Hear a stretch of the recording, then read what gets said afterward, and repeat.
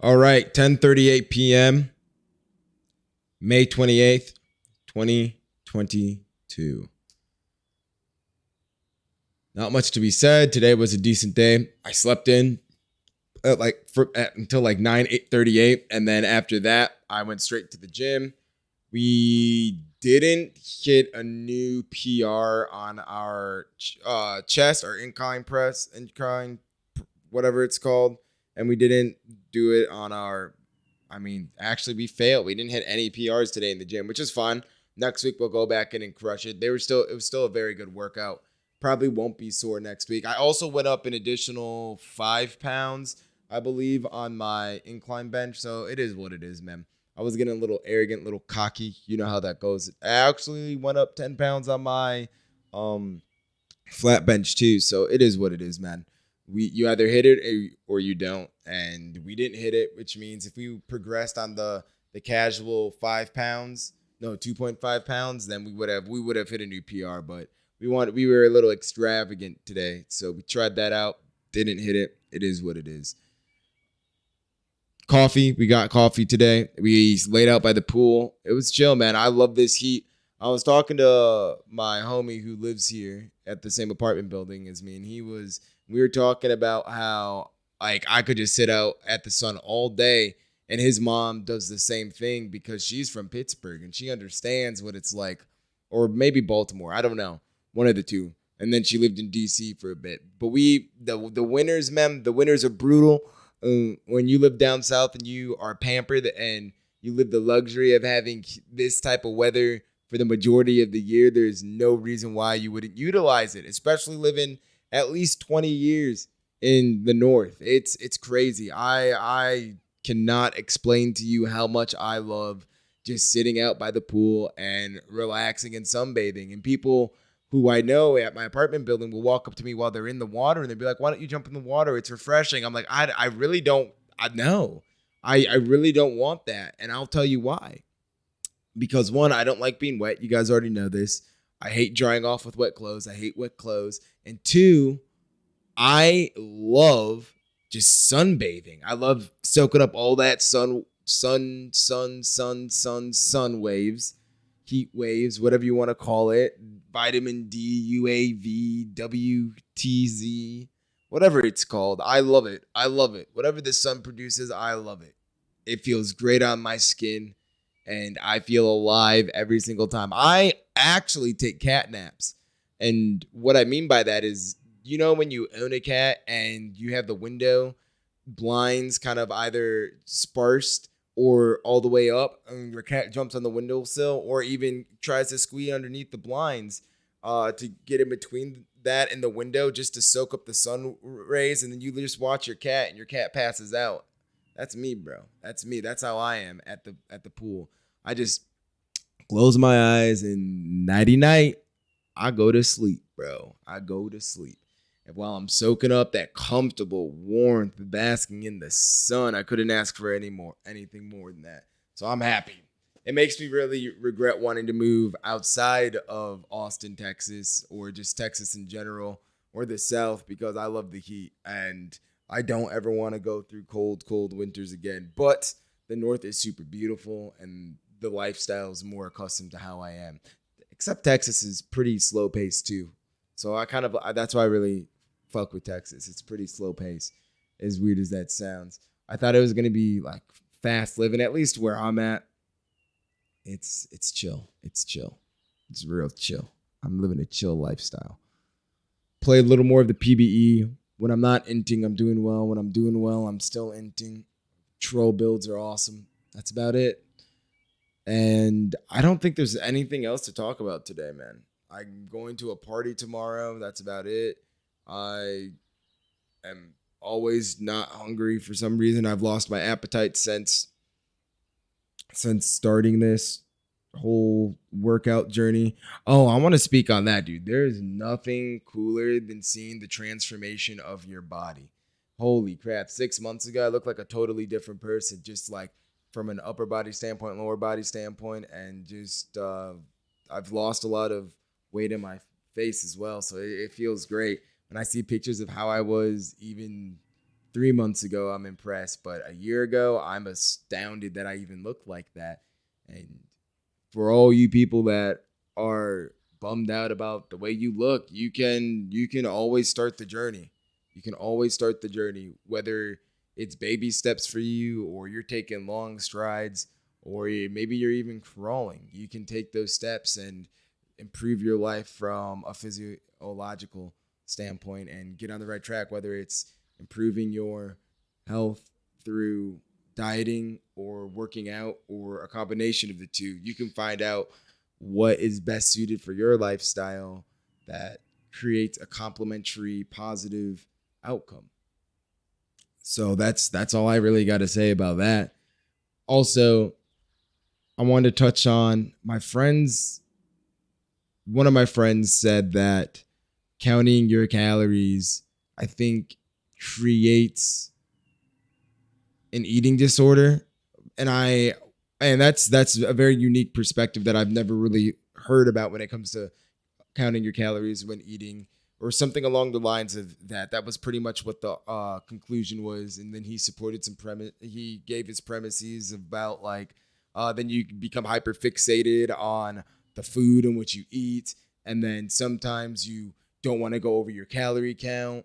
And it really just becomes like this slippery slope of then like not under eating or sometimes overeating or having really bad body positivity issues when you don't see the results that you expect from the way that you're eating. And I agree with that. For some people that is true, but for me, I I could not argue against that. Just for me though, because for somebody else that's true and for me it's false. But for me what is true is that I think it is the best way to optimally reach the fitness goals and the health goals that you want to see. And don't get me wrong, you can't perfectly accurately manage your caloric intake or your caloric outtake. It's really hard to measure that. I would probably say it's impossible right now unless you have really, for like a casual person like me. And that might be an argument as why you shouldn't for the other side of the argument, which is okay, whatever. That doesn't really matter. I think having a general concept of what your caloric output is to what your caloric intake is and being able to kind of speak about that through metrics, weighing your food and putting that stuff in there is better than not doing it, because I see great results from that. I've seen only great results from that, and it hasn't given me any negative emotional or physical feedback to make me maybe cycle into, or what is it called, spiral into an eating disorder. That's just me. That's because I know that's not how that works. For me, that is. It doesn't work like that for me, because that's not where my mindset goes to when I'm counting calories. When I'm counting calories, I'm thinking of it as a part of a function.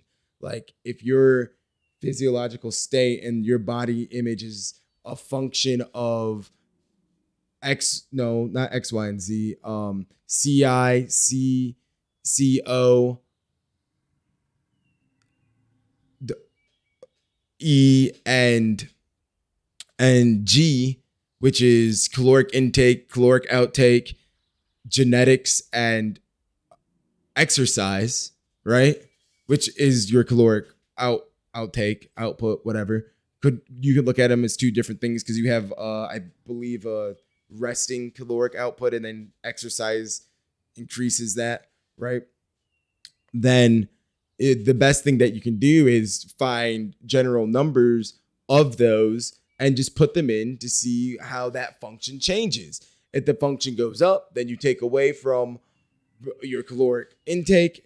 If the function goes down and it's going down in a healthy way, then you keep it the same. If you're maybe doing some sort of competition, or you want to expedite the process because the rate of change in your body physique, the function isn't moving fast enough, then maybe you increase either the exercise, or you increase decrease the caloric intake, right? That's the way I see it. Yeah, I look at it as an equation, and that's how I best can achieve the goals that I want to fitness wise. Now, I'm not saying that's for everybody because it's not, but for me, that's just how my mind works. And it's best when I have somebody else figuring that shit out for me, and then I just do what they say, which is what I'm doing right now. Because one, I don't want to do all the research to be able to figure out what I need to do to be able to make the best optimal equation for me. And two, I'm just give me the work to do. You know, like I'm a workhorse and I like to do that. And that goes on to another point, is that everybody's fitness journey is different, and everybody's fitness journey is going to be tailored to them. So once again, my friends were right. If counting calories is a slippery slope that leads you to a spiraling eating disorder, then don't do it. Don't fucking do it. Don't fucking do it. But if you're like me and it won't do that for you, and it will allow you to one, stay to your health regimen, your fitness regimen, and two, keep you accountable for hitting your goals, then fucking do it. Like, don't get me wrong. I talked to my trainer. I'm like, hey man, I didn't hit my threshold today. I had a Snickers bar today. He's like, okay, whatever. We'll just add a little bit of cardio next week, right? It's just checks and balances. It's not like it's preventing me from eating the food that I want to eat, and it's not like it's preventing me from feeling healthy in the way that I want to lose weight. Like, I've lost a considerable amount of weight. I think I started this fitness journey at 200, and to be honest, I said 45, but I was really like 252. And now I'm down to 214. So almost 40 pounds gone. And to be honest, I can lose another probably 14. And once, because I'm trying to get 10% body fat, sub 10% body fat, and maintain that, or at least go maybe have a variance of 2% body fat while I go through a bulk and whatnot. Or just on a day to day, if I want to eat like a pig one week, like fuck it, dude. I'm going on vacation. I need to celebrate. You know, like, let me have this cake. You know, let me just have this cake. Let me have this ice cream. Let me feel like shit for the next 2 weeks. You know, I'll do that, and I will do that. But that's why you gotta give yourself a threshold and variances that you feel comfortable falling within. It's all about having parameters and figuring out those parameters. That's all I have to say about that.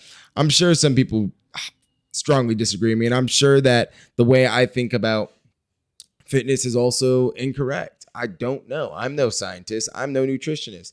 I'm no whatever you call it.